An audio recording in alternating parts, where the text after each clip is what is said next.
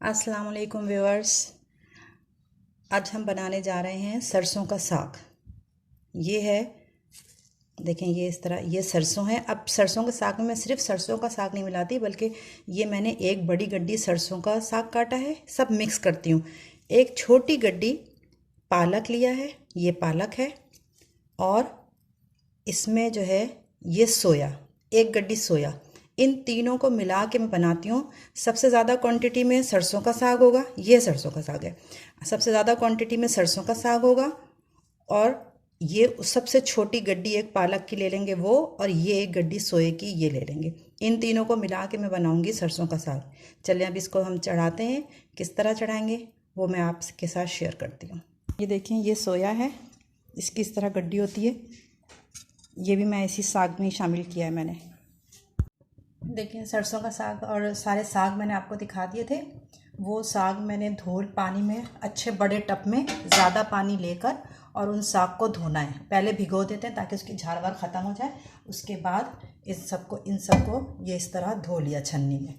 धोने के बाद फिर मैंने हाफ़ कप, ये सरसों का तेल है, हाफ़ कप सरसों का ऑयल लिया है। इसमें प्याज का टुकड़ा डाल के, जो उसका ऊपर बिल्कुल ऊपर की जो लेयर होती है उससे इसमें जला दिया। जब वो ब्लैक कलर की हो गई, निकाल लिया, तो इससे सरसों का झाड़ जो है ख़त्म हो जाती है। अब मैं ये धुला हुआ साग जो है ये इसमें डालूँगी।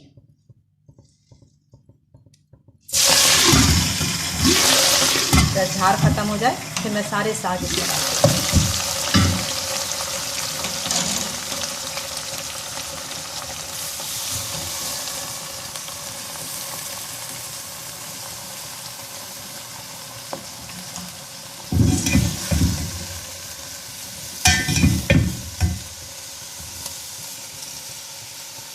अभी और भी है, मैं उसको भी वो भी धो के रखा हुआ है, अभी और डालती हूँ इसमें।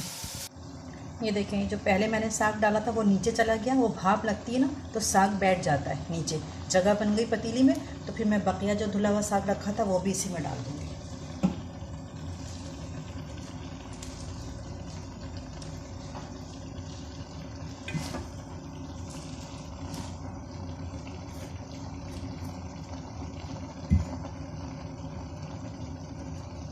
अब इसमें भाप लगेगी तो ये और नीचे चला जाएगा। जब ये थोड़ा सा नीचे जाके और सॉफ्ट सा हो जाएगा, फिर मैं इसमें नमक, उस लिहाज से फिर मैं नमक, अभी अंदाज़ा नहीं होता, ज़्यादा वो होता है साग, तो लिहाजा पतीली में थोड़ी थोड़ी देर बाद डालते रहते हैं। वो नीचे बैठता जाता है और डालते रहते हैं, ये सारा दब जाएगा।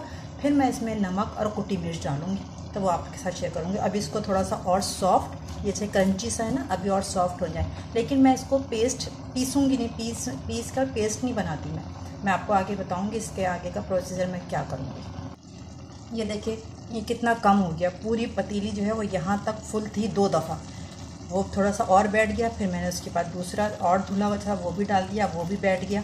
अब देखें इसने कितना पानी छोड़ा है, ये देखें पानी नज़र आ रहा है इसमें। ये सब इसी के अंदर ड्राई होगा ये पानी। अब मैं इसमें डालूँगी 1 टेबल स्पून सॉल्ट,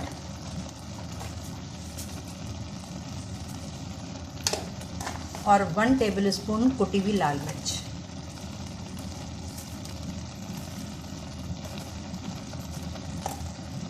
अब इसको मिक्स करके इसको मिक्स कर देंगे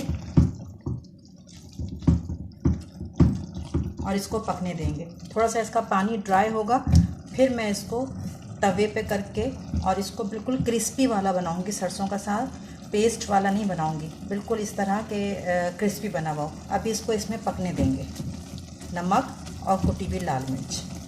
बस इसके आगे मैं आपको बताती हूँ। अभी हम 5 मिनट तक इसको ढक देंगे, ढक के पकाएंगे जब ये अभी और कम होगा। अच्छा, हमें नमक और मिर्च जो है इस अपने हिसाब से आप डालिएगा नमक, लेकिन ना ये ध्यान रखना है कि ये सूख के बहुत थोड़ा हो जाएगा, तो इस लिहाज से नमक मिर्च रखना है। तो ये तकरीबन मेरा टोटल मिला के 1 किलो साग था। ये देखें व्यूअर्स, ये मैंने जो है इसका पानी जो है वो पतीली में सुखा लिया, जितना इसका पानी था। अब ये सिर्फ हल्की आंच पे अब ये ड्राई होगा, और ये खुद ही ये साग जो है पकते पकते, बस इसको थोड़ी थोड़ी देर पे आके चलाना है और इसकी जगह हिलानी है, ये लगे ना इसमें। ये थोड़ा साग जो है ये इसी तरह ड्राई होते होते ये क्रिस्पी हो जाएगा। बस इसमें कुछ करना नहीं है। इस वक्त मैं इसमें थोड़ा सा आधा नींबू निचोड़ दूँगी ज़रा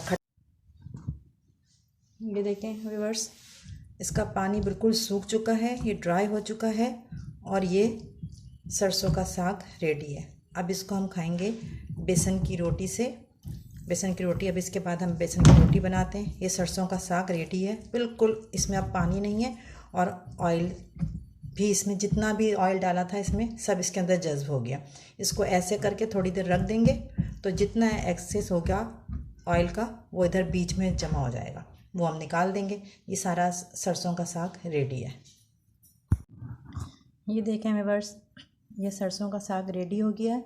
इसको मैं बेसन की रोटी के साथ सर्व करूँगी और ये इसी के साथ, वैसे घर की रोटी जो नॉर्मल दिनों में पकती है उससे भी खाया जा सकता है, लेकिन ये बेसन की रोटी के साथ ये साग जो है वो बहुत लजीज लगता है। इसको बेसन की रोटी के साथ ट्राई करिएगा और मुझे कमेंट्स में बताइएगा कि आप लोग को इस रेसिपी से साग बनाना कैसा लगा। इस तरह की आपने और वीडियो नहीं देखी होगी, बाकी सब पेस्ट बना के सरसों का साग यूज़ करते हैं, लेकिन ये मैंने तकरीबन एक तरह से फ्राई करके सरसों का साग बनाया है। तो ये मेरी रेसिपी को ट्राई करिएगा और कमेंट्स में मुझे बताइएगा कि आप लोग को सरसों के साग की ये रेसिपी कैसी लगी। अल्लाह हाफिज़।